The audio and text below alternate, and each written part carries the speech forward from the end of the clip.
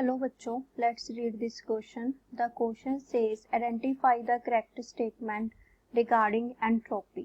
Option A है at absolute zero temperature, entropy of a perfectly crystalline substance is taken to be zero. Option B है at absolute zero temperature, the entropy of a perfectly crystalline substance is positive. At absolute zero of temperature, entropy of all crystalline substances is to be zero. And option D is at 0 degree Celsius, the entropy of a perfectly crystalline substance is taken to be zero. तो हमारा इस question का जो की concept है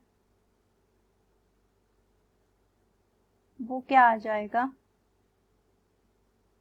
third law of thermodynamics.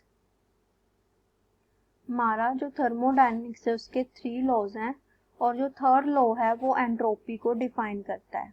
अब हमारा जो थर्ड लॉ है उसकी क्या स्टेटमेंट है?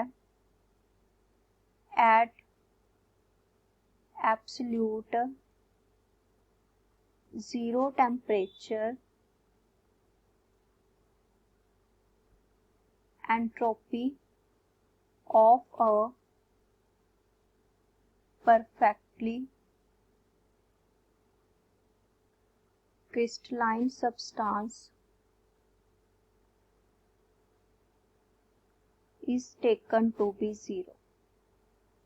तो हमारा थर्ड लॉ क्या डिफाइन करता है कि जो परफेक्टली क्रिस्टलाइन सब्सटेंस है उसकी एंट्रोपी जीरो होती है एट एब्सोल्यूट जीरो टेम्परेचर. तो हमारे पास कौन सी स्टेटमेंट बनती है इसमें से?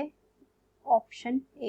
Eight absolute zero temperature entropy of a perfectly crystalline substances is to be zero. तो हमारी दूसरी ऑप्शंस क्यों नहीं हो सकते, हम चेक करते हैं. ऑप्शन बी में बोला गया है जीरो टेम्परेचर पे एंट्रोपी है जो परफेक्टली क्रिस्टलाइन सब्सटेंस की वो पॉजिटिव होती है. तो ये गलत हो गया हमारी स्टेटमेंट क्योंकि जीरो होती है. नेक्स्ट बोला गया है at absolute zero entropy of all crystalline substances is to be zero. अब ये भी हमारी स्टेटमेंट इनकरेक्ट है. उसका रीजन है इसने बोला है क्रिस्टलाइन सब्सटेंसेस.